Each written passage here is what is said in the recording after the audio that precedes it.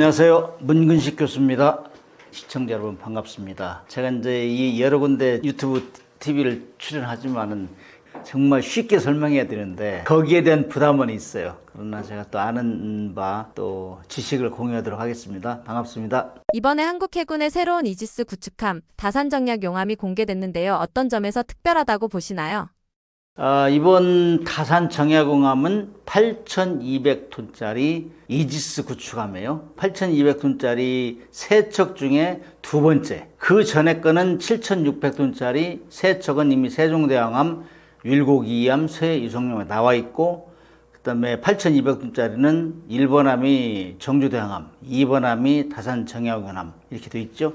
그 다음에 3번함은 이제 대기 중이고, 근데 이게 이제 특별한 이유가 통상 무기 체계를 만들 때는 각 군에서 해군이면 해군, 육군이면 육군, 공군이면 공군에서 소요 제기를 해요. 이러이러한 무기가 필요합니다. 사주세요 하면은 다 심의를 거쳐서 합참까지 보고해서 다 전략 교육 끝나고 그 다음에 이제 강관 최종적으로 땅 두드려 가지고 사주는데 그게 이제 일반적인 절차인데 이거는 국회에서 먼저 이지스 구축함 세 척을 사서 운용하다 보니까 굉장히 좋아. 지금 그 정도는 있어야 일본이 독도 가지고 자꾸 건들지 않고 중국이 서해 함부로 놔두지 않고 이여도에서 뭐 계속 자기 땅이라고 안 하고 이런 거를 견제할 수 있는 무기야. 이렇게 이제 인식이 돼 있었어요. 그래서 세종대왕함급 세 척, 이거까지 되겠느냐. 그래서 국회에서 그러면 용역과제를 준 거예요. 국회에서. 더 만들어보라 해가지고 용역과제를 줘가지고 용역과제에서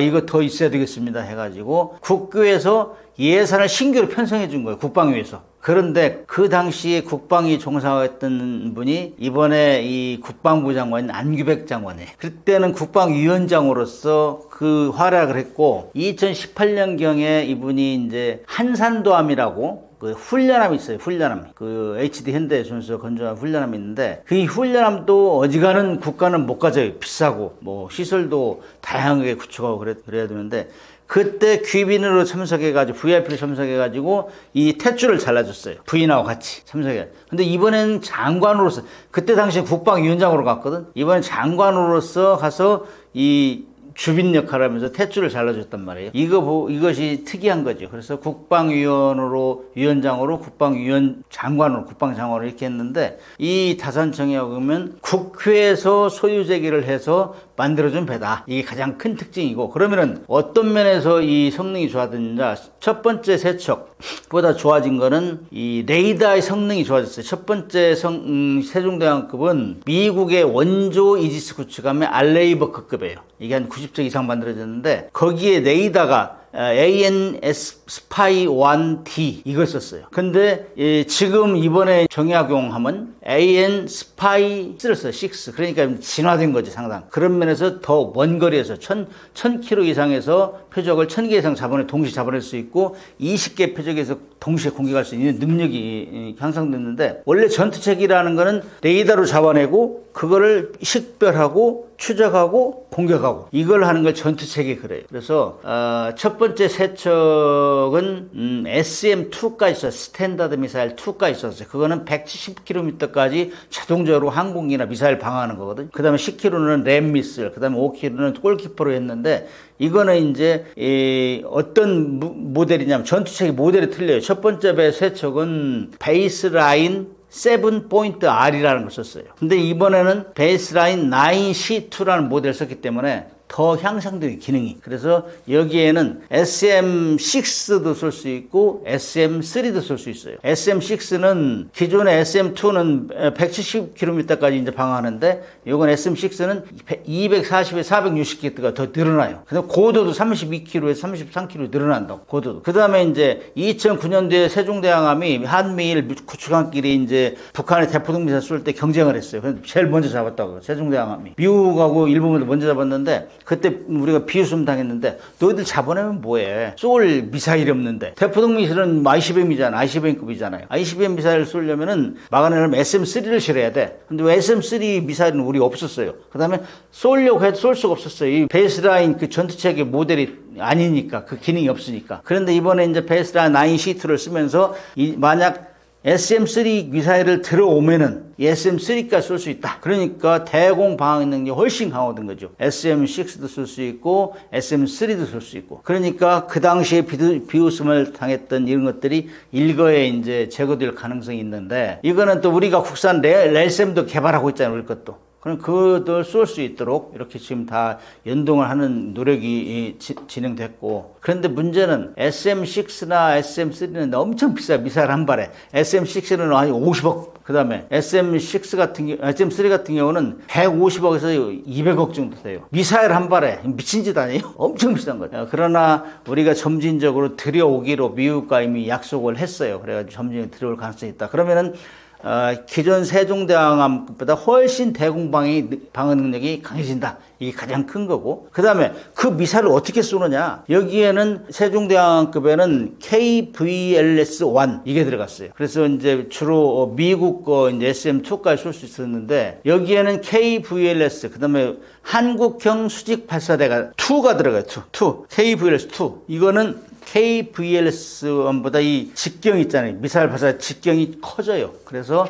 우리가 지금 막 현무 4 개발하고 뭐 5 개발하고 이런 거 있잖아요. 이거를 업그레이드 시켜가지고 최적화 시켜가지고 극초음속 미사일까지 막아낼 수 있는, 해공2 같은 걸 쏠 수 있고 막아낼 수 있는 요격 미사일도 탑재해요. 그래서 수직 발사대도 훨씬 강해졌다. 숫자는 작아졌는데 세종대왕권 128세를 적재하는데 여기는 88세를 적재해요. 근데 이제 미국 거 마크 41 플러스 한국형 이제 KVLS-1, 2가 들어가는데, 이렇게 숫자는 적어지는데 KVLS-2 같은 경우는 24발 들어가는데 엄청나게 직경이 커져가지고 미사일 크기를 키워도 요거를 또 파괴력이 강해질 수 있다. 이런 면에서 많이 달라지죠. 그 다음에 이제 우리가 계속 함정을 만들려면 배치 1에서 잘못된 거를 배치 2에서 다 개선해요. 보완한다고. 그래서 배치 1보다 배치 2 성능이 나아지는데, 여기 함정이 살아나려면은 스텔스 기능이 좋아야 되잖아요. 스텔스 기능이라는 거는 거기 도료를 칠해서 전파를 흡수하는 것도 중요하지만은 레이더 파고 와서 빗나가게 하는 거예요. 사살난되게. 그래서 막 이 설계 각도를 직각으로 반사되지 않게 이런 것들 설계하면은 이게 스텔스 기능이 좋아진다. 이렇게 되면 결국에는 이 배는 과연 우리가 이제 일본이나 중국이나 워낙 해군력이 강하잖아요. 우리가 일본의 3분의 2 수준, 중국의 5분의 2 수준이거든. 근데 그걸 항공모함 다 가지고 있잖아요. 양쪽 나라가. 근데 우리는 항공모함이 아직 없잖아요. 그럼에도 불구하고 항공모함에 안 가지고 있지만은 항공모함을 가지고 우리가 도발한다든지 독도나 이어도 서해 하면은 우리가 가서 그래도 견제할 수 있는 능력. 북한의 ICBM 방어는 물론 일본과 중국을 함부로 건들지 못하게 할 수 있는 이런 능력이 방어 능력이 커졌다. 이렇게 얘기할 수 있죠. 이런 요소들을 종합했을 때 다산정약 용암은 한국 해군 전력에서 어떤 의미를 가진다고 보시나요? 한국 해군 전력은 일단은 대북 억제 역할을 한 게 최우선이에요. 그다음에 그 중에서도 북한이 제일 지금 신경을 쓰는 것이 해군력을 키우고 있잖아요. 육군 같은 경우는 ICBM까지 다 개발하고, 그다음에 항공기도 지금 뭐 공대공 미사일, 공대지 미사일까지 지금 자기들이 뭐 개선하겠다는 의도를 표시하고 있는데, 아무튼 뭐 북한이 우리를 위협하는 것 중에 핵잠수를 만들어서 거기다 SLBM을 집어넣어서 미국뿐만 아니라 우리를 공격하겠다, 이렇게 지금 뭐 떠들고 있잖아요. 이런 데서 우리가 제일 중요한 게 이제 미사일 방어 능력이니까, 이 미사일 방어 능력 면에서 SM6, SM3까지 장착을 하면 훨씬 강해지죠. 북한을 억제하는데. 그 다음에 이제 일본 같은 경우는 우리보다 이제 이지스함 8척이 있어요. 우리는 이제 두 번째 배치까지 하면은 이제 6척 되고, 중국은 055형 이런 것들은 막 10,000톤 이상 되죠. 이런 것들은 막 벽돌 찍어내듯이 하는데, 이런 것들 보면 우리가 상당히 불리하죠. 그러나 이제 우리가 이제 다산 정약용함 5척 됐고, 좀 내년에는 또 한 척이 더 진수할 거예요. 그러니까 한 6척 정도 되면은 이제 동서남면을 이제 균등하게 우리가 억제할 수 있죠. 이런 면에서 상당히 북한뿐만이 아니라 대주변국을 억제하는 중요한 역할을 할 수 있다. 그 다음에 이제 우리가 림팩 훈련이나 이런 호주에 가서 또 무방국들께 훈련할 때 보면은, 이제 군함은 그 나라의 국력 수준을 나타낸다. 그래서 이 정도 가서 기동하고 하면은 미국과 일본. 뭐 우리 이지스 구축하면 우리가 세계 세 번째 만들었거든. 미국이 첫째, 그다음에 일본, 그다음에 우리가 세 번째, 그다음에 노르웨이, 스페인, 그다음에 이 호주가 이제 후발주자들인데 뭐 이 정도 되면은 뭐 우리가 이지스 구축함정은 한 3위 정도 되고 이런 걸 보면은 중국이나 일본이 우리 함부로 건들 수 없다. 이런 면에서는 군사 외교 플랫폼으로서 적절하다 이렇게 보고 있어요. 앞으로 K방산과 한국 해군력이 발전하는 과정에서 다산정약 용암은 어떤 역할을 하게 될 것으로 보시나요? 지금까지 이제 해군에서는 세종대왕함이나 율곡 2함, 그다음에 세유성룡함이 주로 훈련하면 기함 역할을 했죠. 이지스가 가장 전투력이 뛰어나니까. 그러나 그걸 양보하면서 이제 이 이지스 구축함 배치 2 이런 배들이 이제 어디 가면 기함 역할을 하고 그다음에 여기서 나온 모든 기술을 다시 이제 종합해서 무엇이 부족한가, 무엇이 한국적으로 진화될 수 있는 기술인가 이런 걸 다 망라할 수 있어요. 왜냐면은 우리가 세종대왕을 들어오면서 미국의 이제 알레비오 그 기술을 다 이제 벤치마킹 했잖아요. 그러면 우리 세종대왕 그걸 벤치마킹해서 또 개발한 게 다산정약함이고 그러나 이 이지스 전투체계는 미국에서 가져온 게 너무 비싸요. 그래서 이 기술을 레퍼런스를 해가지고 지금 만들어내려고 하는 게 KDDX예요. 한국형 이지스 구축함. 근데 이런 거 되면은 뭐 우리가 그 기술을 다 집약해 가서 또 다른 호위함 같은 거 만들려고 하면 이게 이제 나중에는 수출로 견인될 수 있죠. 방산 수출. 그 다음에 외교적으로도 이 정도, 만들려면은 림팩훈련 같은 데 가면은, 야, 이 정도면은 정말 대단하네. 이 림팩훈련 가면 상호 교환 방문을 해요. 이웃 함정끼리. 그래서 각국에 교환 방문하는데 가면은, 아, 이야, 진짜 대한민국 함정 기술이 대단하네. 그렇게 하면은 자동적으로 세일즈도 될 수 있고. 이런 면에서는 다산정약함이 앞으로 할 일이 많다. 그렇게 보고 있어요. 광개토대왕급에서 이순신급, 정조대왕급을 거쳐 다산정약 용암까지 이어진 한국해군 이지스 구축함의 발전 과정을 간단히 짚어주세요. 이 이지스 구축함을 한 척 만들어내는 건 굉장히 어려운 과정이에요. 미국도 뭐 옛날에 기어링 그 플래처급 뭐 2차 대전 때 쓰던 배, 월남전 쓰던 배 이런 것들 다 이제 업그레이드 시켜 만드는 게 이지스 구축함이거든. 이게 전투를 제일 잘하는데 상당히 오랜 시간이 걸렸어요. 우리도 마찬가지. 제가 사관학교 졸업할 때가 1981년도인데 그때만 해도 울산급 호위함을 가지고 1800짜리 이것만 해도 엄청난 기술의 노하우가 다 녹여 들어갔다 이렇게 얘기하고 자랑스럽게 타고 다녔는데 그 이후에 그건 호위함급이고 그 이후에 한 16년에서 20년 사이에 지난 후에 지금 나온 것이 한국형 구축함. 그래서 광개토 대왕급이 만들어진 거예요. 여기에는 이제 한국 최초의 본격적인 현대 구축함이다. 배수톤수 3,900톤. 그래서 광개토함부터 시작해가지고 최근함 정조대왕급, 그 다음에 다산정약 똑같죠. 여기까지 계속 톤수가 드러나고 첫째, 그 다음에 선체 톤수가 드러나고 그 다음에 전투체계가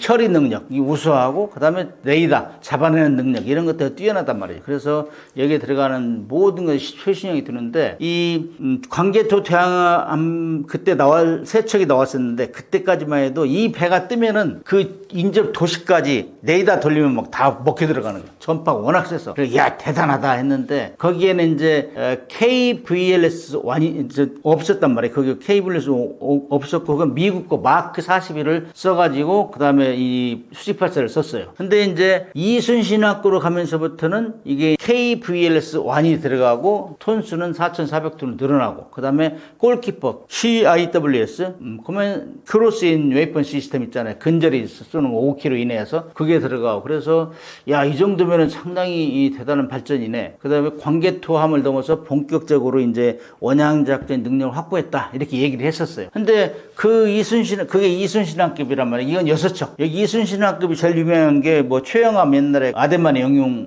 작전 했잖아요.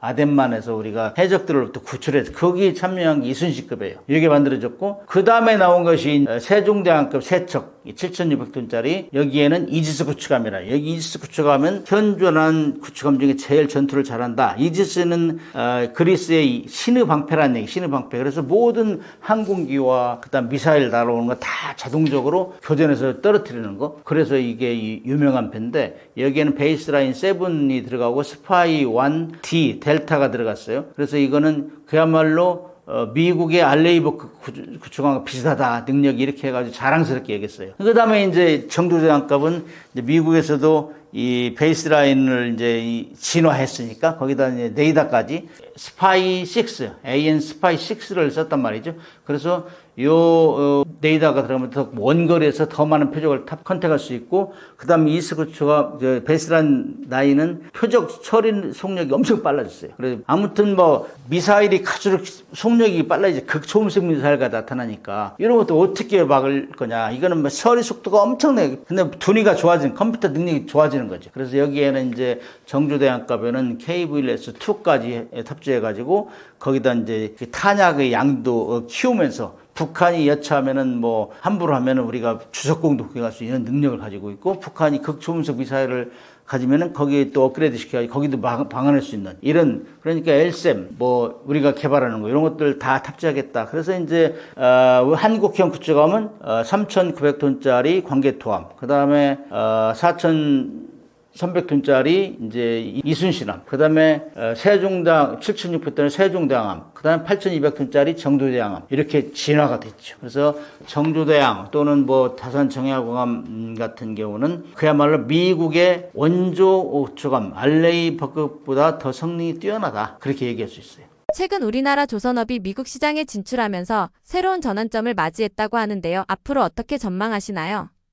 미국 군함 시장 또는 뭐 상선 시장까지 지금 우리가 미국으로부터 강력한 러브콜을 받고 있어요. 뭐 SOS를 치다시피 해가지고 빨리 한국 해군의 도움을 받겠다, 협업하자. 우리 지금 능력이 없어서 수리도 못한다. 신주함정은 뭐 거의 1년에 한두 척 만들어내가지고 큰일 났다. 중국은 뭐 대량으로 막 벽돌 찍어내듯이 피는데, 우리가 아무리 회복하려고 해도 이 기술력, 산업시설이 너무 노후됐다. 그래가지고 불이 난 거예요. 그래서 트럼프 대통령이 이제 2기 취임하면서부터 우리한테 강력하게 요청을 했는데, 우리가 최근에 기분 나쁜 것 중에 하나가 그렇게 해서 도와주려고 하는데 비자도 제대로 안 나와요. 이민법 그것 때문에 이번에 뭐 우리 그 일반 회사 직원들도 되돌아왔잖아요. 추방당하다시피 해가지고 엄청나게 지금 앞뒤가 안 맞는 얘기라고. 그래서 미국은 우리한테 강력히 요구를 하고 있는데, 이 잘만 협조되면은, 미국과 우리가 협조되면은 미국의 거대 시장, 우리의 탑 수준의 기술력, 이것이 이제 합쳐지면은 그야말로 세계 군함 시장을 석권할 수 있는 절호의 찬스인데 지금 삐그덕거리고 있어요. 그래서 미국하고 중국하고 해양 패권전쟁, 태평양 패권 전쟁이 지속될 거다는 항상 예상하고 있는 것이고, 그렇게 하다 보면은 우리의 기술력과 미국의 거대 시장이 합쳐지면은 엄청난 시너지 효과를 낼 수 있다는 게 지금 좋은 기회인데, 지금 이런 방송을 정말 번역해서 미국 트럼프가 듣고 왜 말로만 하느냐. 우리 지금 투자할 준비 됐고 뭐 1,500억 불 이상을 우리가 투자하겠다 약속했는데 지금 그런 뭐 투자할 만한 여건이 조성된 게 하나도 없어요. 너무나 기분 나쁘게 하고 우리는 뭐 최선을 다해 돕겠다고 하는데 지금 미국이 뭐 하고 있는지 모르겠어요. 그래서 아무튼 우리가 그쪽을 도우면서 우리도 생산 능력에 차질이 빚을 가능성도 우리가 감수하면서 도와주겠다는데, 미국은 정말 우리한테 도움만 요청하고 하나도 도와주지 못하고, 그 다음에 비자도 제대로 안 나오고 그래가지고 지금 굉장히 애를 먹고 있어요. 아무튼 우리가 이 기회를 잘 살리면은 미국이 자기들이 나라 미국의 조선업을 보호하기 위해서 존스법이라는 법과 번스 톨레프슨 수정법이라는 걸 만들어가지고 강력하게 자기들끼리 했다고, 자기들끼리. 그래서 뭐 거기 경쟁도 없고 그러다 보니까 뭐 완전히 낙후된 거예요, 미국의 조선 시설이. 그래서 우리한테 강력하게 요구하고 있는 조류의 찬스인데, 지금 일단 시작은 했어요. MR로 사업은 시작해가지고 한 4척 정도를 우리가 수리하고 있다고. 한 2척 정도 이미 보냈고 2척은 지금 수리하고 있는데, 여기서 신뢰를 구축을 잘하면은 미국의 이제 새로운 함정을 만드는 데까지 접근하면 우리가 엄청나게 도움을 줄 것이다. 특히 이제 군함 시장도 그렇지만은 상선 같은 경우도 정말 미국의 국적을 가지고 있는 상선 정도의 80척 정도밖에 안 된대요. 그래서 향후 10년 내에 250척을 다시 건조하겠다, 확보하겠다. 그 다음에 뭐 LNG 운반선, 그 다음에 회빙선, 그 다음에 뭐 친환경 선박, 이런 것들은 지금 미국이 절실하게 필요하다고. 그래서 우리는 그런 면에서는 세계 1위거든. 지금 거의 뭐 최고 부가가치 선박 이런 것들은. 그래서 이렇게 잘만 협조되면은 우리가 굉장히 미국으로부터 미국과 거의 세계 선박 시장을 석권할 수 있는 기회가 될 수 있다, 이렇게 생각해요. 한때 세계 최강이던 미국의 조선업이 왜 이렇게 무너졌고 한국에게는 왜 지금이 기회라고 불리고 있나요? 미국은 1920년도부터 존스법이라는 걸 만들어서 자국의 조선업을 보호하기 위해서 뭐 우리끼리 하자, 쉬운 말로. 그래서 미국에 돌아다니는 모든 선박은 국내에서 건조한 선박이어야 되고 거기에는 승조원들이 뭐 70%, 75% 이상은 미국 사람이 해야 되고 뭐 이런 규정을 만들었어요. 그리고 정부에서 보조금도 주고.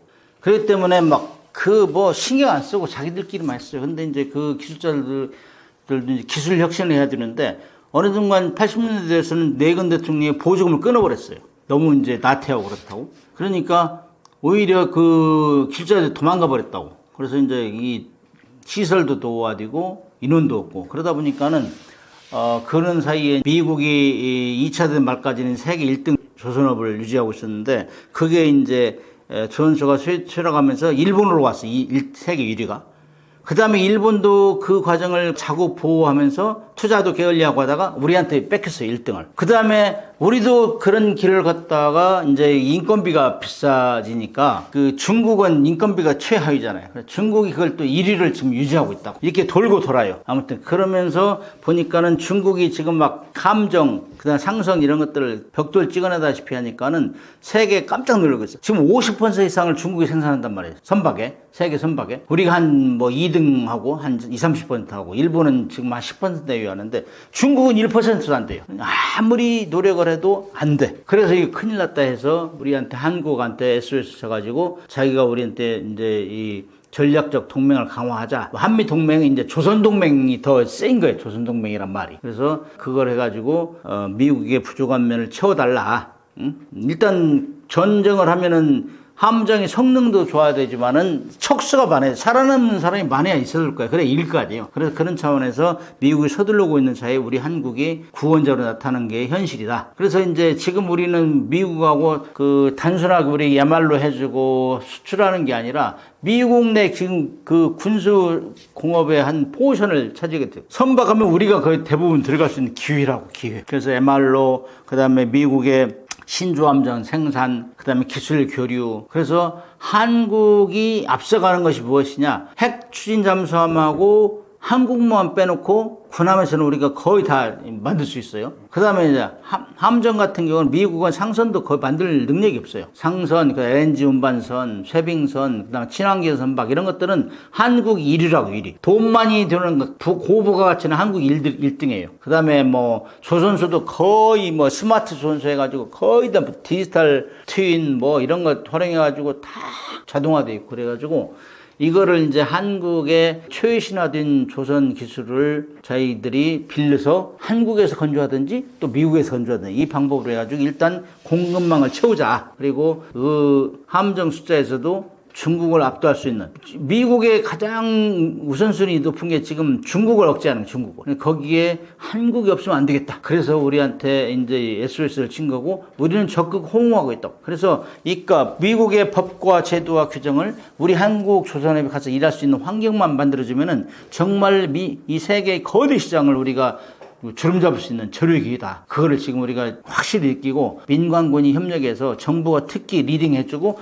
기업은 따라가고 또 기업이 또 기술적으로 앞선 것들은 정부의 이제 통제를 받으면서 기술 이전도 하고 이렇게 해가지고 이제 궁짝이 맞아야 이거 기회를 살릴 수 있다 그렇게 봐요. 격화되는 미중 패권 경쟁 속에서 한국이 강조하는 전략적 유연성 구체적으로 무엇을 의미하나요? 전략적 유연성이라는 얘기는 지금 미국이 이제 최근에 와서 강조한 얘기예요. 왜냐면은 우리 주한미군은 북한의 최남침을 억제하기 위해서 만약에 한미 동맹의 그 일환으로 와 있는 게 주한미국이란 말이에요. 그거를 자꾸 이제 북한은 뿐만 아니라 중국을 견제하는 데 써먹자. 그래서 유연하게 하자. 이게 이제 미국의 조화에서 나오는 얘기예요. 그래서 우리는 기분 나쁘죠. 우리는 한미동맹은 북한을 억제하기로 했다고. 근데 미국도 알아요. 우리가 핵무기를 빼놓고는 북한을 완전히 압도한다는 거 알다고. 그래서 미국도 자기들이 필요한 만큼 동북아 전략에 주한미군을 사용하자. 그러니까 전략적 유연성, 전략적 유연하게 하자. 이 얘기는 결국에는 각국에서 할 수 있는 우리도 마찬가지 유연하게 대처해야 돼. 우리도. 아니 미국이 그렇게 한다면 우리도 유연성을 발휘해야 돼. 우리가 막 주한미군 그 주둔비도 많이 내고 있잖아. 있잖아요. 지금 많이 내고 있고, 뭐 1년에 그 간접비까지 해서 우리가 뭐 3조, 4조 정도 내고 있는데, 이런 것도, 아니, 당신들이 필요하면은 당신들이 돈 내야지. 왜 우리가 다 대주냐. 이런 식으로 유연하게 국익을 우선으로 얘기를 할 수 있어야 된다 이거예요. 그래서 이 전략적 유연성이라는 거는 어디 하나 딱 고정되지 않고, 딱 유연, 그 국익에 따라서 약간 융통성 있게 움직이자. 그것이 뭐 비단 세력이나 시설이나 이런 것뿐만 아니라 마인드를 그렇게 가져가자는 얘기. 어떤 사람들은 왜 간에 붙어서 쓸겠다 붙었냐 하는 사람도 있겠지만은 우리는 영원한 한미동맹이야 이럴 수 있지만 미국이 그렇게 나오는데 우리가 한미동맹 계속 있을 수 있어요? 그래서 우리도 뭐 경제는 경제대로 또 뭐 안보는 안보 논리대로 이렇게 얘기하면서 분명히 얘기할 수 있어야 돼. 미국이 그런 목적으로 한다면 우리도 요구할 수 있는 게 있어야죠. 그래서 우리가 뭐 굳이 그동안 미국이 적극적으로 협조해왔지만은 미국이 우리한테 뭐 일방적으로 조선을 협력해달라. 우리한테 뭐 줘야 될 거 아니에요. 그래서 뭐 원자력 협정 개정하자. 이러면 농축시설 뭐 제철시설 갖자. 이런 것들이 다 국익을 기준으로 할 때부터는 유연성이 있는 거예요. 유연성이 있는 거. 옛날에는 딱 맞춰가지고 우리는 뭐 미국에 절대적으로 도움을 받기 때문에 우리가 어떻게 미국한테 뭐 대들을 수 있어? 이런 거 아주 넌센스예요. 지금 우리가 모든 면에서 세계 10위권에 있는 것이고 군사력도 뭐 5, 6위 그렇게 평가를 하잖아요. 물론 무기 숫자에 따라서 다 평가가 되는 건 아니지만은 그러나 이런 것이 결국에는 국익을 우선으로 얘기할 때 우리가 전략적 유연성이란 말이 합당하다 이게요. 그래서 절대로 최근에 들어서 뭐 안미 경중 그런 얘기 했었잖아요. 그런 것도 상황에 따라서 쓸 수 있는 거예요. 국민들이 우선이지. 국익 우선이 국민들이 편안하게 하고 정치라는 국민들이 결국엔 돈 많이 벌게 하고 이런 것도 만들어져야 하기 때문에 우리가 누구한테 경도돼 있으면 안 된다. 이런 얘기를 할 때 얘기하는 것들이 전략적 유연성 그래요. 딱 못에 박고 나는 죽어도 이 사람은 한편이야. 아니, 이 사람은 한편인데 이 뒤통수 쳐버리면은 그 한편이 아니죠. 이런 식으로 항상 가능성을 염두에 두고 우리가 국익을 위하는 것이 무엇이냐 이걸 생각하면서 가는 게 전략적 유연성이다 그렇게 생각해요. 현재 한국조선업이 세계 상선 시장에서 차지하는 영향력은 어느 정도인가요?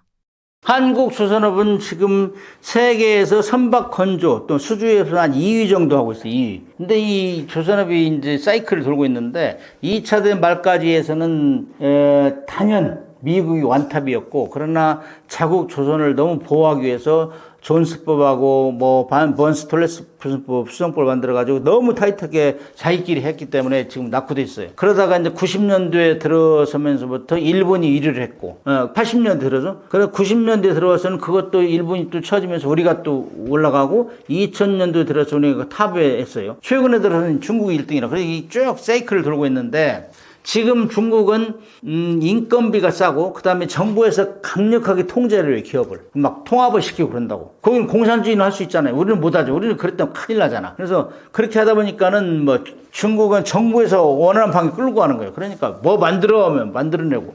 그렇기 때문에 지금 선박 건조량은 중국이 거의 이 50% 60% 차지하고 그다음에 우리가 20, 30% 일본이 그 밑에 차지하는데 다행히도 우리는 이제 중국하고 건조량에서도 수주량에서도 가끔 하나씩 바뀌어요. 그러면서도 계속 우리가 1등하고 있는 것 중에 하나는 LNG 운반선, 친환경 선박, 초대형 컨테이너 이런 것들은 지금 우리가 1등하고 있어요. 이거는 뭐 완탑이에요, 완탑. 이것이 돈으로 하면 우리가 1등이에요, 돈으로. 물량으로 하면 중국 1등이고. 아무튼 그럼에 따라서 미국이 그런 걸 잘 알거든. 그래서 야, 대한민국이 이런 나라구나 알고 있기 때문에 우리한테 같이 협력하자 하는 거예요. 그래서 지금 우리가 친환경 선박, 고부가가치 선박, LNG 이런 것들은 1등하기 때문에 중국하고 대등하게 움직인다 이렇게 볼 수 있어요. 저는 물량은 중국이 좀 많을지라도 우리는 돈은 우리가 더 가치는 더 많은 거예요. 그리고 물량도 때로는 우리가 1, 2로 왔다 갔다 한다. 이런 상황에서 이제 미국에서 엄청나게 우리한테 이제 쇄빙선이나 LNG 선박, 운반선 이런 걸 요청하면은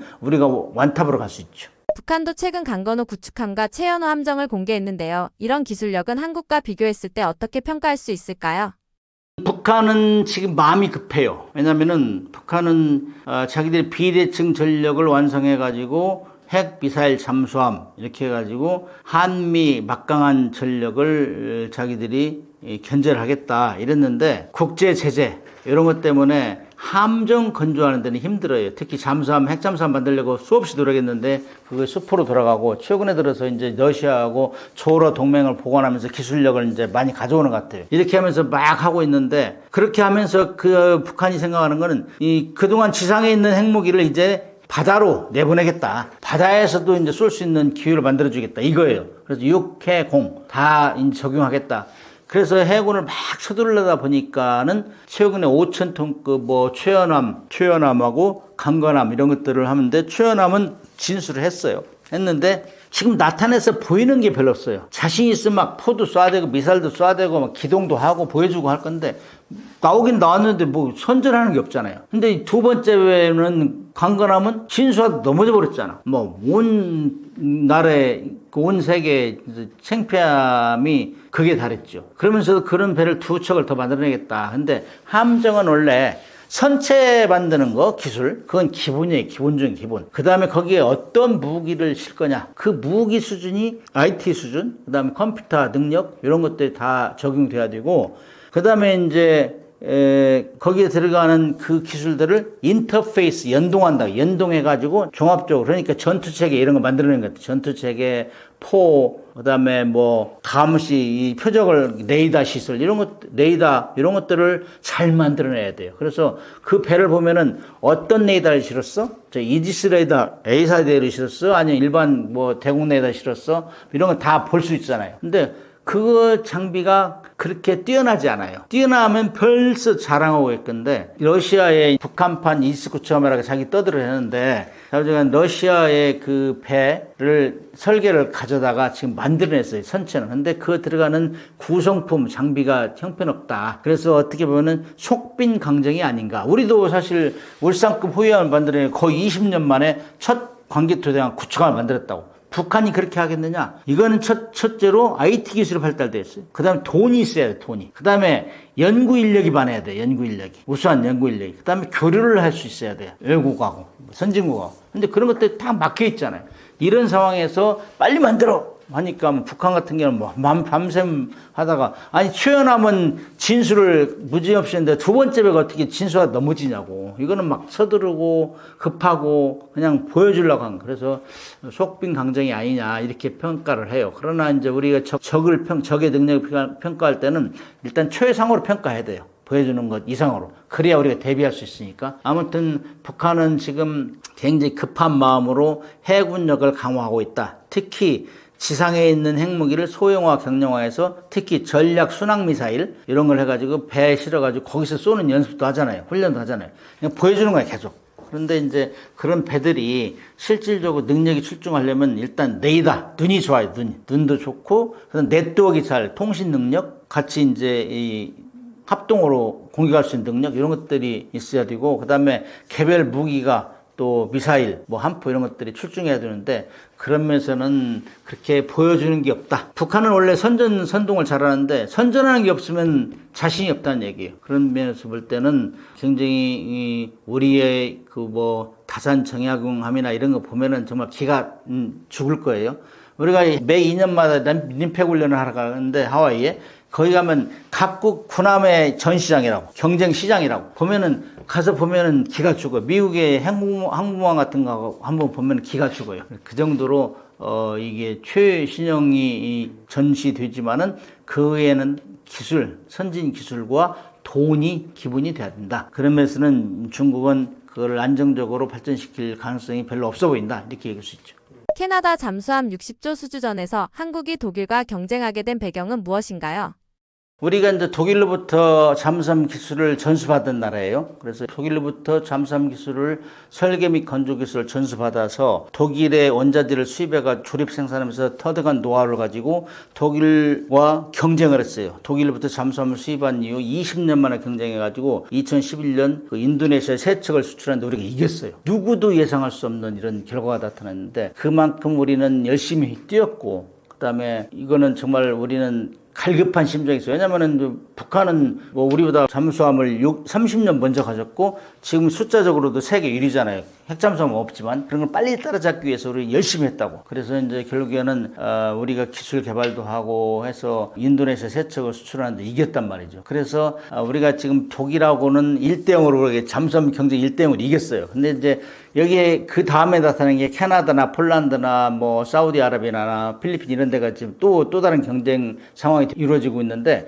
캐나다가 제일 규모가 커요. 캐나다는 세계에서 해안선이 제일 길어요. 그래서 지킬 바다가 많다. 쉬운 말로. 근데 이제 미국 같은 데하고 거의 이 형제 나라 비슷하게 해가지고 그동안 미국과 의존해 왔는데 트럼프 대통령 일기 때부터 캐나다 너희들 좀 밥값 좀 해라. 너희 왜 자꾸 우리한테 붙어서 그냥 거저먹으려고 하냐. 이런 핀잔을 많이 받았어요. 그래서 이제 해군력을 키우겠다. 강하게 이제 이 의지를 밝히고 있는데 해군력뿐만이 아니라 육군, 공군력도 키우려고 해요. 그래서 이런 상황에서 먼저 나타난 게 캐나다 60조, 그러니까 8척 내지 12척. 백값만, 순수 백값만 하면 18조 정도 돼요. 나머지는 뭐 MR로 하면은 계속 부수품도 줘야 되고 뭐 그런 것들이 30년 이상 해야 되니까 이런 거 합치면은 60조 정도 된다. 아무튼 우리 방산 수출 역사에서 가장 규모가 덩치가 커요. 그런데 이거는 지금 1대0으로 우리가 독일을 이겼고 독일하고 우리하고 지금도 굉장히 좋은 경쟁자예요. 근데 이제 독일도 우리를 잘 알고 우리도 독일을 잘 알아요. 근데 이제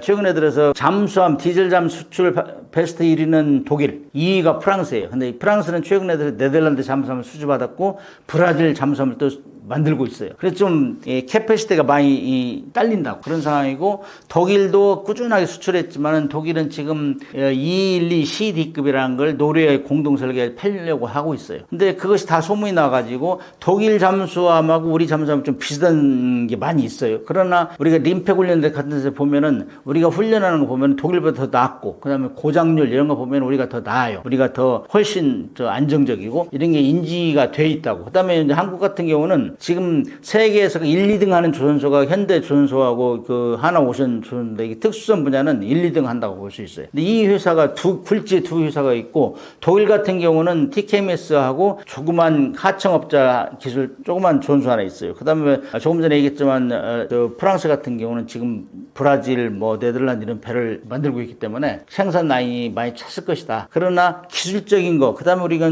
굴지에 두 개의 회사가 있기 때문에 그들이 원하는 건 빨리 배달해 주시죠. 조달할 수 있죠. 그런 면에서는 우리가 기술도 독일과 비슷하거나 또 우위에 있는 게 있고 그 다음에 납기 그러니까 우리가 두 개의 회사가 있기 때문에 원하는 시기를 당길 수 있다 이거죠. 그 다음에 이제 가격 면에서는 우리가 인도네시아 2011년에 가격을 독일하고 시합을 했을 때 경쟁에서 우리가 가격이 쌌었어요. 이런 면도 보면은 우수하죠. 그래서 캐나다에서 이런 걸 할 때 한 1년 정도 서베이를 했어요. 그래가지고 너희들 의향서 내봐라 다 평가하고 나서 보니까는 야 한국하고 그다음에 독일하고 비슷하네. 기술적인 건 비슷하네. 납기는 한국이 더 유리하겠네. 그다음에 뭐 그 하면은 절충 교육 이런 게 있어요. 그러면 교육 관련 시설이라든지 뭐 정비 시설 이런 걸 또 지어주고 이런 게 있어요. 이런 거 보면은 한국이 오히려 낫겠다 이런 판단이 서 있는 거예요. 그러나 이제 안타깝게도 지금 우리가 K9 전투, K2 전차, 뭐 F-50 공격기 이런 것들을 폴란드에 막 수출하다 보니까 유럽 시에서 깜짝 놀란 거예요. 유럽에서 이러다 한국이 우리 유럽 시장을 완전히 잠식하는 거 아니야? 이래 자기들끼리 똘똘 뭉치고 있다고. 이런 것들이 이제 장애연으로 나타나고 있어요. 그래서 이걸 어떻게 우리가 적절하게 이길 수 있느냐 이런 것들은 민관군이 막 협력해가지고 잠수함은 기본적으로 업체에서 기업에서 잘 만들어내야 되고 그다음에 가격 문제 이런 그다음에 이제 납기 이런 것도 잘 맞춰주고 그다음에 이제 정부 민간군 산하경이 협력을 해가지고 캐나다가 원하는 그 교육 관련 시설 승조원 가서 교육도 시켜준다든지 그다음에 뭐 정비 기본적인 해주고 정비 공장도 세워주고 이런 것들로 함으로써 안정적으로 그야말로 캐나다의 잠수함 부대를 새로 만든다. 지금 캐나다는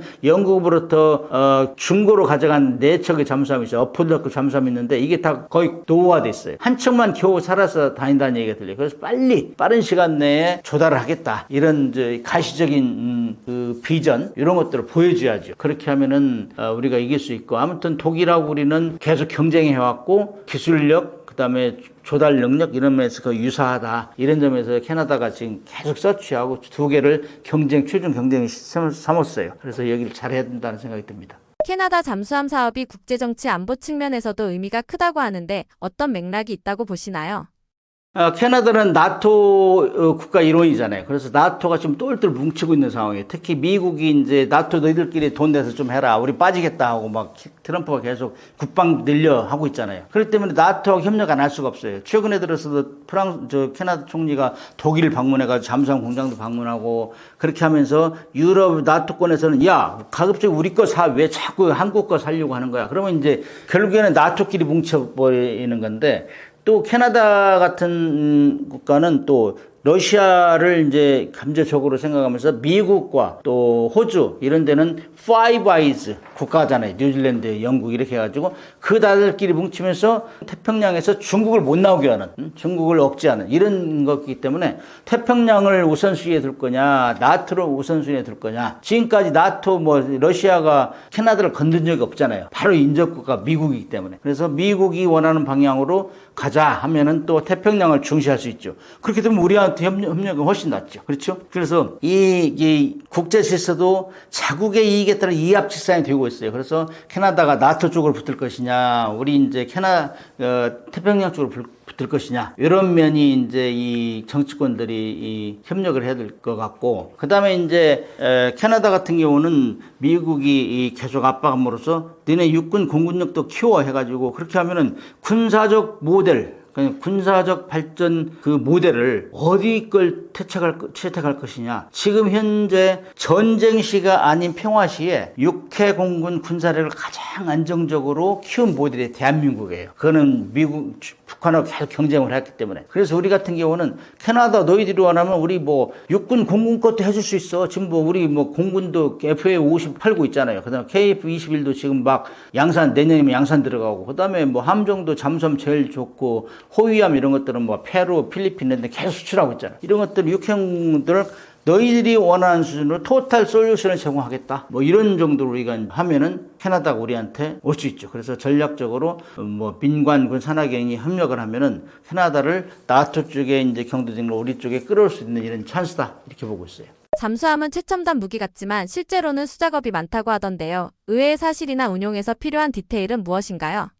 우리가 이제 손이 많이 간다 그러잖아요. 실제적으로 무기 체계는 컴퓨터가 발달되고 IT 기술 발달돼가지고 저는 거의 다 자동이고 이지스 전투함 이런 것도 다 자동으로 하잖아요. 1000개의 표적을 레이더가 잡아내. 그다음에 자동 너 교전하면은 너 미사일 나가, 너 램 미사일 나가, 골키퍼 나가 다 자기가 통제하잖아요. 그렇게 한 걸 자동이라, 완전 풀 자동. 그 다음에 이제 사람이 가서 이렇게 하는 걸 반자동. 그 다음에 사람이 직접 포탄을 집어넣는 걸 수동.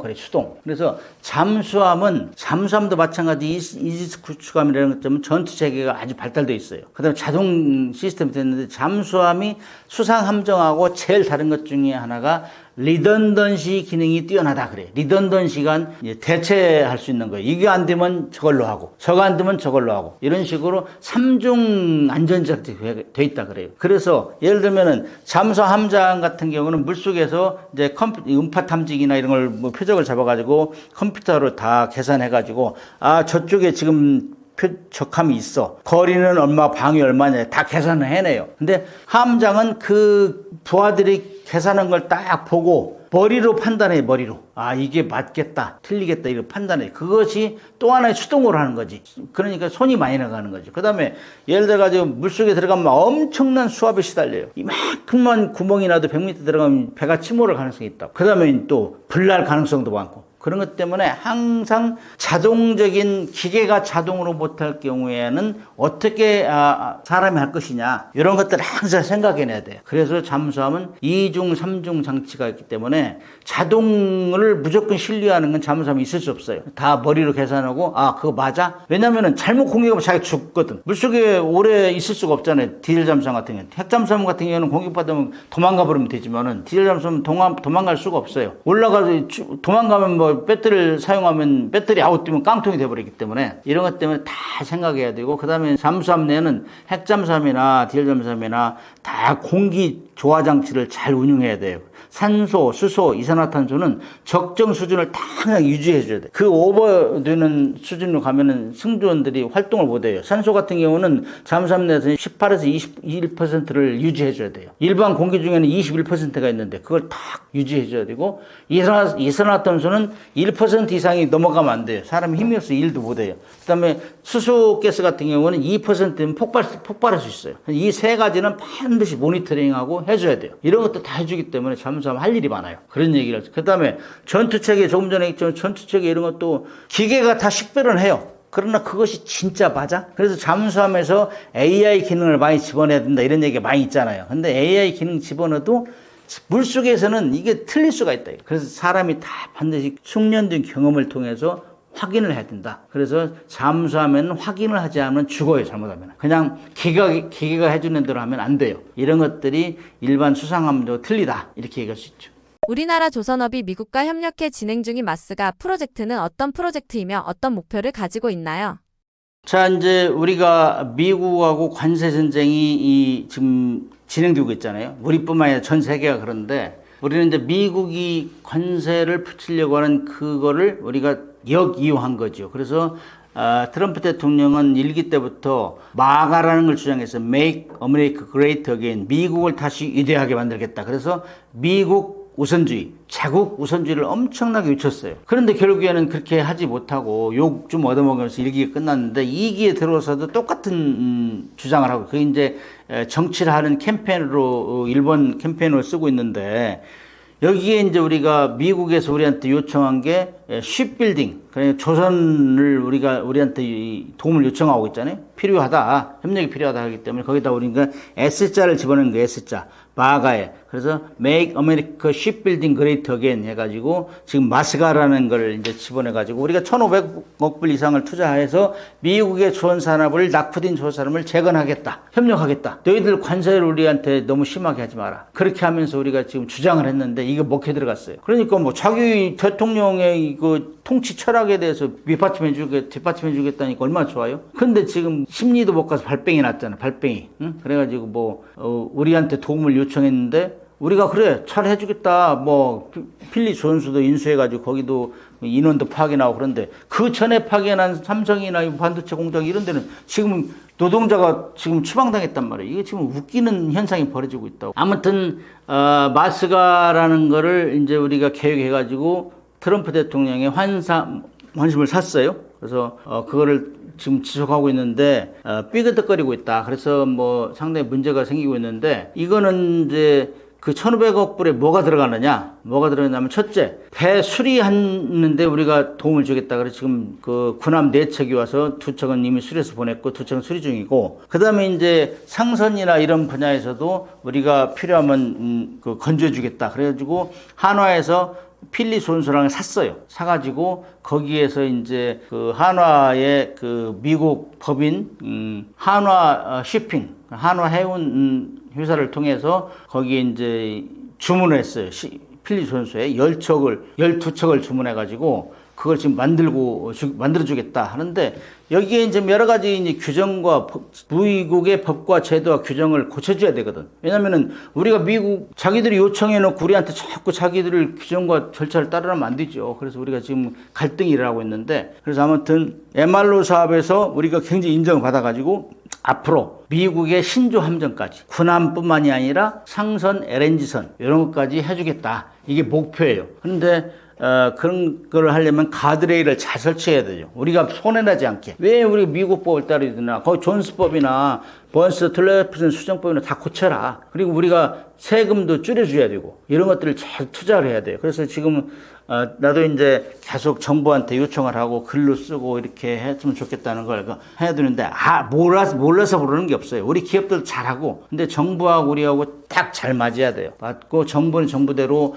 물량을 지속적으로 확보할 수 있는 방법 알려주고 기업은 깔끔하게 정리하고 뭐 더 플러스 해가지고 한국하고 하면 정말 이 실패가 안 돼. 이제 한국하고 공동 설계 건조해서 팔자. 이런 데까지 우리가 유도를 하면은 대성공이죠. 그래서 이런 차원에서 노력하면은 아마 좋은 결과가 있지 않을까. 그래서 민관군이 협력을 해서 총력전으로 미국하고 이제 이 협력을 해야지. 그렇지 않으면은 우리는 뭐 해준다고 해주는데 미국은 섭섭하게 생각하고 미국은 또 왜 한국이 형편없어 하고 또 갈등만 일으키면은 그 마스가 안 한 것보다 못하다. 지금 그런 진조가 보여요. 그래서 지금 우리 대통령도 많이 신경 쓰고 있는데 아무튼 미국이 그런 우려를 범하지 않도록 지속적으로 요구해. 미국이 해서 해준다 했는데 왜 우리가 푸대접을 받아주냐. 우리도 이 기회를 마련해서 이 기회를 틈타서 우리도 뭐 원자력 협정이랑 개정도 하고 우리한테 필요한 것도 얻어내자. 이런 뭐 캠페인을 많이 해야 된다 생각해요. 일각에서는 우리나라가 핵잠수함을 개발해야 한다는 목소리도 있는데 이에 대해서는 어떻게 보시나요? 우리가 이제 핵잠수함을 개발해야 된다는 얘기가 여론이 갈수록 높아지고 있어요. 왜 그러냐? 북한은 남한의 경제력이 팽창, 그 다음에 아주 막강한 한미 동맹에 이 한국에 있다는 거, 이런 것 때문에 북한은 비대칭 전력을 사용하지 않을 수 없어요. 똑같이 하면 안 되니까. 돈이 있어야 뭘 싸움을 할 거 아니에요? 그래서 개발한 게 핵 미사일 잠수함이에요. 그런데 핵 미사일은 이미 거의 고도화 됐어요. ICBM 화성 19형까지 쐈고, 그다음에 소형화, 경량화 다 하고 있고, 그다음에 이제 핵 미사일 잠수함 중에서도 핵 잠수함이 필요해요. 왜냐 그 핵 무기를 소형화해서 집어넣으면 핵잠수함이 필요하거든. 디젤 잠수함에는 가분수가 돼, 가분수. 빨리 달릴 수도 없고, 오랫동안 숨길 수도 없고. 그래서 이걸 하고 있는 거 다 보여요. 지난 3월 8일 날도 김정은이 순찰했잖아요. 핵잠수함 건조 공장을. 그러면 그거 시그널을 우리한테 주는 거, 미국이나 우리한테 핵잠수함 만들어서 하겠다 하는 거 보여주는 거기 때문에 미국과 우리는 북한이 핵잠수함에다가 핵무기를 실어서 일단 집어넣으면 우리한테 심대한 위협이에요, 이건. 보이지 않는 거기 때문에. 그래서 이거는 너무나 위험하기 때문에 현재 미국과 러시아 또는 미국, 영국, 프랑스, 미국이 러시아의 그 핵잠수함에다 핵무기를 싣고 나가면 계속 추적 감시해요. 그게 유일한 전술이에요. 유일한 전술. 인공위성으로 보고 있다가 바다에 출항하면은 물속에 들어가면 계속 감시한다고. 100% 잡아내냐? 그건 확신할 수 없어요. 그러나 누가 나를 추적 감시한다는 거 알고 하는 거하고 감시가 없을 때 하는 거, 골키퍼 있는 거하고 골키퍼 없는 천지차이인 것 같이 똑같아요. 그래서 그걸 감시하려면은 디젤 잠수함은 할 수 없어요. 하루에 두세 번 올라 충전해야 되기 때문에. 그래서 이제 미국의 잠수함한테 그걸 감시해달라고 해야 돼요. 근데 미국의 잠수함이 핵잠수함 우리를 할 수 있겠어요? 그럼 우리가 반드시 우리 걸 만들어서 해야 된다. 그래서 이제 거기에 이제 핵잠수함에는 핵무기의 원료가 들어가는 우라늄이 들어가기 때문에 많은 국가에서 핵잠수함 만든다면 너 그거 만든다고 핑계대고 핵무기 만드는 거 아니냐? 이렇게 의심을 하고 있다고. 그러나 그거는 과거의 일이고 우리는 2018년도부터 북한의 비핵화를 위해서 우리는 하노이 싱가포르 회담을 주도했잖아요, 우리가. 그래서 우리는 핵무기를 안 만든다는 건 전 세계가 알아요. 그래서 오로지 북한의 핵무기를 실은 핵잠수함이 물속에 들어가면 추적 감시하기 위해서 우리는 핵잠수함이 필요하다. 이런 논리는 온 국민이 거의 알아요. 2021년 통일연구소 조사한 결과에 따르면은 75.2%가 핵추진 잠수함을 가져야 된다. 그러나 핵무기는 아니다. 여기까지 돼 있어요. 그렇기 때문에 다행히도 이제 2004년도에 우리가 이제 그거를 핵추진 잠수함 사업단을 만들어 제가 사업단장 했었는데 한 가지 아쉬운 게 이제 우라늄을 안정적으로 공급받는 거, 우리가 이제 사오는 거, 이것이 해결이 안 돼가지고 아직까지 공식적으로 나타내지 않고 있는데 전역했기 때문에 확실히 얘기할 수는 없지만은 지금 어느 정도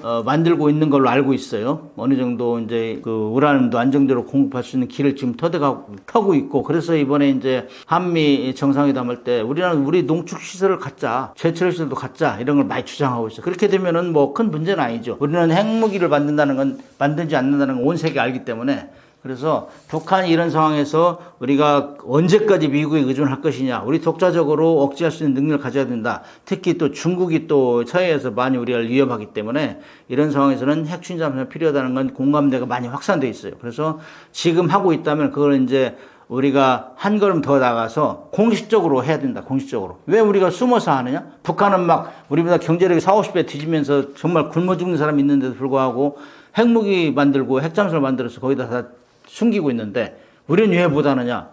미국이 다 해줄 거냐? 이런 건 뭐 따져야지. 따지고 공식적으로 그걸 추진해야 된다. 이렇게 생각해요.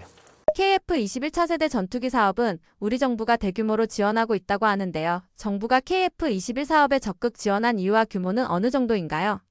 육해공군 무기체계가 있지만은 지금 가장 대미 의존도가 높은 게 공군이에요, 공군. 그죠? F-15K, F-16, 그 다음에 우리가 FA-50도 사실은 T-50 그 훈련기를 기반으로 한 거잖아요. 다 미국 베이스단 말이에요. 특히 엔진은 100% 미국이거나 아니면 저 유럽에서 사오는 거고. 그렇기 때문에 대외 의존도가 가장 높은 게 공군이에요, 공군. 그럼 전쟁을 하다 보면은 자주국방은 내가 만들어내면은 무한히 할 수 있잖아요. 그러나 뭐 전쟁하다가 어느 국가에서 안 팔아 그러면 전쟁을 못 하는 거 아니에요? 그래서 자주국방이 떨어지는 거예요. 그래서 공군이 제일 급한데 공군이 항공 전투기가 비싸요. 또 이 작은 크기에 비해서는 비싸다고. 그래서 가장 빨리 국내 개발을 해야 되겠다 의지는 있었지만은 그거를 우리가 마음대로 바꿀 수 없던 것이 그야말로 미국의 방산 기업들, 군산 복합체 이런 데 계속 팔잖아요. 우리한테 FMS를 통해서 포린 밀리터리 세일 해가지고 대외 군사 판매 있잖아요. 이런 걸 해가지고 다 판다고. 우리 이제 정상회담 하면 너 몇 대 살 거야, 몇 대 살. 일본도 트럼프 일기 때 그 카감 그 항공모함 방문해가지고 아베 손 한 번 잡아주고 105대를 더 파는 거예요. 응? 그것이 다 이런 것들이라고. 그래서 우리가 국산화 기술 자립을 제일 하기 힘들었던 게 이거예요. 그러나 최근에 이제 우리가 FA50을 성공시켰잖아요. 폴란드에 팔고 말레이시아, 필리핀에 팔으니까 이것이 엄청나게 이제 시너지 효과가 생긴 거예요. 야, 우리도 가능성이 있구나. 그래서 이제 우리가 KF21을 추진했는데 정말로 우리가 체계적으로 했어요. 그리고 뭐 단계별로 방향을 정해가지고 그러다 보니까 이게 소문이 나고 특히 이제 원래 이제 국제 공동 개발이라는 시스템을 통해서 하면은 판매가 잘 되잖아. 일단 우리도 팔고 인도네시아도 팔고 그래. 인도네시아가 그렇게 국제 공동 개발을 시작했다는 거는 굉장히 아이디어가 좋은 거예요. 그런데 인도네시아가 노이즈 마케팅 효과를 우리한테 준 거예요. 뭐 20% 참여한다고 했다가 20%면 1조 6천억 정도를 해야 되는데 이 6천억 막 낸다고 하잖아요. 그러니까 이 신뢰가 떨어지는 거예요. 그렇게 하면서 모든 나라 시끄러웠는데 다행스럽게 우리가 이 시제품을 만들어가지고 운영하면서 사고 한 번 안 나고 그 다 양산도 안 됐는데 외국 뭐 국방차관이나 공군총장 이런 사람 막 타잖아요. 이거 있을 수 없는 일이거든. 이거 완성된 것도 아닌데 이렇게 하면서 계속 선전하니까 정부도 야 이거 정말 이제 우리가 공군력도 자립할 수 있겠네. 이제 F4, F5 이런 것들 다 전력 공부에 메꿀 수 있겠네. 여기에 이제 뭐 정부도 엄청나게 이건 가능성이 있어. 외국에 이제 선전도 잘 돼 있어. 그 다음에 훈련 그 시험 비행도 아주 잘 되고 있어. FA50을 팔다 보니까 그것이 또 선전 효과가 있어. 이것이 딱 어우러진 거예요. 그래서 정부에서 이거는 정말 전략적으로 투자해야 되겠구나. 그래서 거의 9조를 투자했죠. 그리고 거기다가 이제 인도네시아가 나와서 노이즈 마케팅까지 해버리고 그러다 보니까는 이거는 정말 KF21만 잘 개발하고 단계별로 성공만 시키면은 이건 엄청나게 자주국방 플러스 대외 세일즈를 할 수 있겠구나. 이것이 이제 공감대가 형성된 거죠. 그래서 지금 적극적으로 정부에 지원하고 있고 외국에 이제 계속 팔고 그 다음에 이제 항공기는 엄청나게 비싸요. F-35 같은 게 우리가 지금 뭐 60대를 사온다고 했지만 천문학적 돈이잖아요. 그래서 이런 걸 다 이제 빨리 이제 업그레이드 시켜가지고 이걸 대체할 수 있겠다. 이런 자신감이 생기는 거죠. 그래서 이제 정부는 지금 안보 자립, 그 다음 산업기술 파급 효과, 방산 수출, 그 다음에 외교적으로도 동맹국을 유치하고 뭐, 이 무기 팔으면 같이 동맹이 돼요. 뭐 자연스럽게 동맹이 될 수 있다고. 무기 팔으면은. 그렇기 때문에 뭐, 그걸 협약으로 맺지 않더라도, 우리가 전쟁하는데 무기 준다고 했다가 안 주면 골치 아프잖아. 이런 것들이 이제 우군을 만드는 것이죠. 그래서 이렇게 되니까 KF21은 지금 상당히 정부에서 지원한 만큼, 국민들이 원하는 만큼, 성과를 내고 있다. 다른 거는 뭐 이렇게 얘기하면 조회수가 많이 하는데 KF21은 엄청나게 조회수가 많이 와요. 한때는 뭐 핵잠수함 이런 게 많이 나왔는데 핵잠수함 많이 했기 때문에 그런지 KF21은 엄청나게 많이 나와요. 그래서 저도 제가 공부는 아니지만은 우리 방산 그 시스템은 알잖아요. 그래서 저도 보면은 이건 좀 공부해야 되겠다는 생각이 들어요. KF21은 단계별로 진화한다고 들었는데요. 블록 1, 2, 3 개발은 어떻게 진행되고 있나요?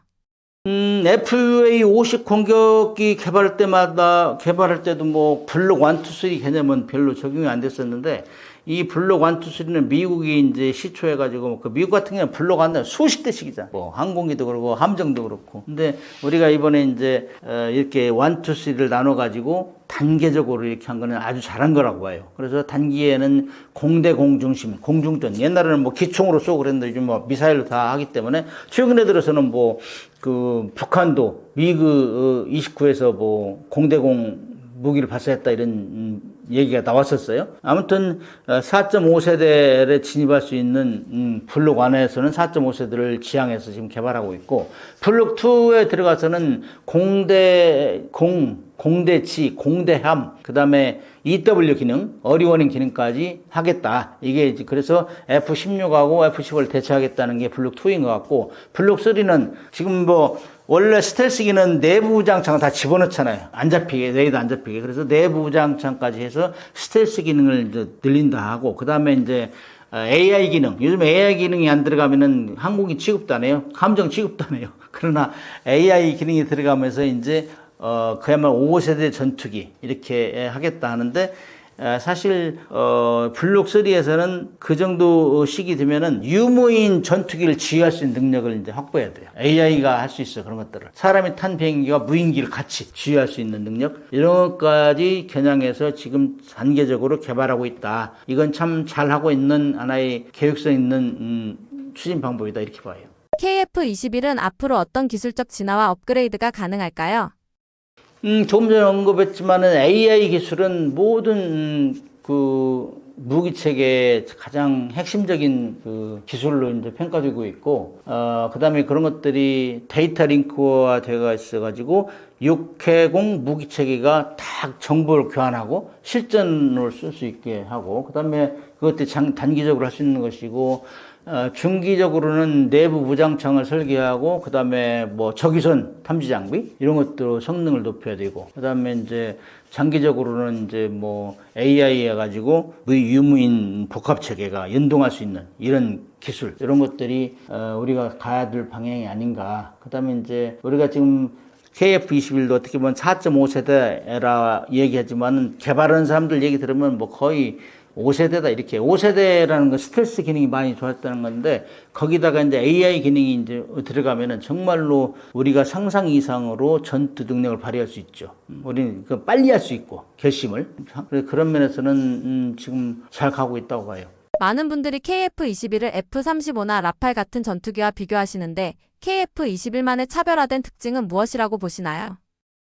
KF-21이 F-35나 라팔을 따라가기는 힘들죠, 아직까지는. 왜냐면은 시장 확보에서는 엄청난 차이가 있는데, 우리가 이제 잘 해야 되는 것 중에 하나가 커스터마이징.